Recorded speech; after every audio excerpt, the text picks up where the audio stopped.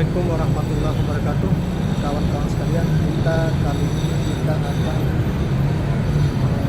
membacakan satu tulisan yang sesungguhnya berawal dari pernyataan Presiden Jokowi kemarin, yang beliau mengatakan bahwa calon presiden yang akan datang harus memiliki kriteria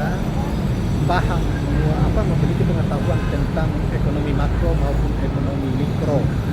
Nah, saudara sekalian, pada kesempatan ini kita bacakan karena ada tanggapan dari para pengamat tentang soal ini, pernyataan dari Presiden Jokowi. Saudara sekalian,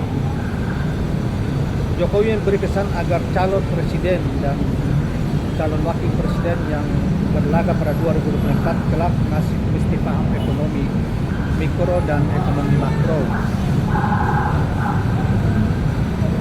Merespon hal itu, pengamat kebijakan publik Didin Prajinanto menanggapi dengan tegas. Dia menyebut presiden 2 periode tersebut kalau nggak paham jadinya seperti sekarang, utang menggunung, ungkap pengamat ekonomi tersebut. Tidak sampai di situ, Gigin juga membeberkan kinerja mantan gubernur DKI itu yang menurutnya bikin utang menggunung.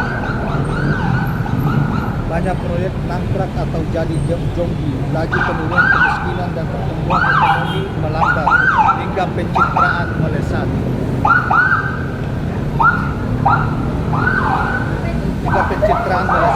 Keuntungan BUMN merosot, tapi utang melesat dan lain sebagainya.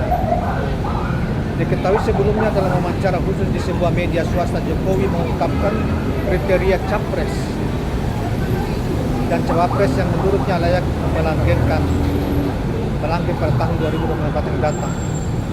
Menurut capres dan cawapres ke depan mau tidak mau harus paham tentang ekonomi mikro dan makro. Demikianlah saudara sekalian tanggapan dari pengamat ekonomi terhadap pernyataan Presiden Jokowi soal capres dan cawapres di 2024 yang akan datang. Beliau mengatakan bahwa harus paham tentang ekonomi mikro dan makro, tetapi menurut pengamat tadi menanggapnya bahwa justru tidak paham, makanya keadaan Indonesia seperti sekarang. Jadi kembalikan bahwa justru Jokowi yang tidak paham terhadap ekonomi makro dan mikro dan hal-hal yang detail, sehingga kepemimpinan Indonesia saat ini dan membuat Indonesia terpuruk seperti saat ini.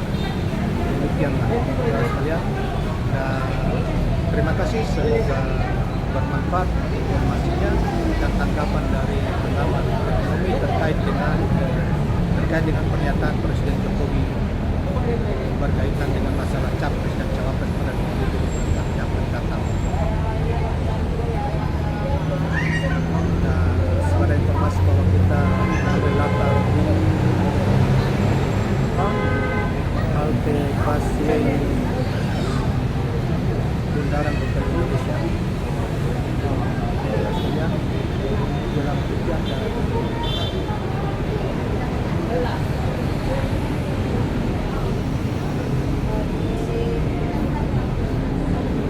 demikianlah saudara sekalian, info dari kita terkait dengan masalah pernyataan Presiden Jokowi yang dikeluarkan kemarin dan ditanggapi oleh seorang pengamat ekonomi seperti yang kita sudah bacakan tadi. Bahkan intinya mengatakan bahwa mereka yang tidak paham yang tidak paham soal ekonomi baik makro maupun mikro membuat Indonesia seperti saat ini.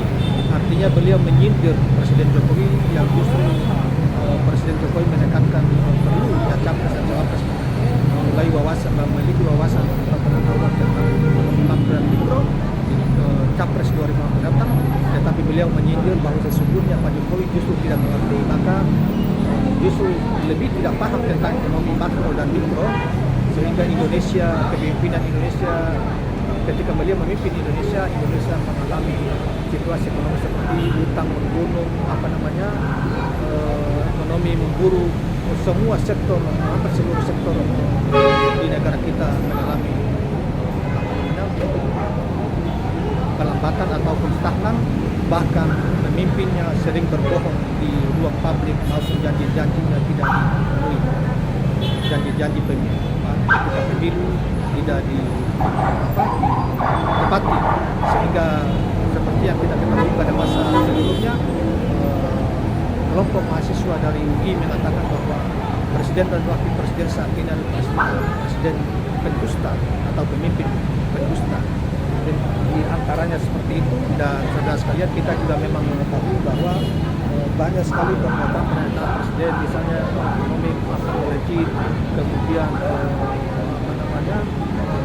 mobil ASEMK dan lain sebagainya, dari awal sampai kemudian banyak pernyataan lain dari Pak Jokowi yang semuanya dianggap dusta, sehingga Pak Jokowi banyak sekali mendapat hinaan, makian, bahkan caci maki dari masyarakat melalui media sosial sangat luas, sekalipun banyak juga yang membela. Demikianlah kawan-kawan sekalian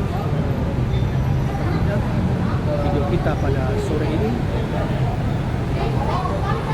Semoga terhibur, dan jangan lupa subscribe, like, dan share channel ini. Assalamualaikum warahmatullahi wabarakatuh.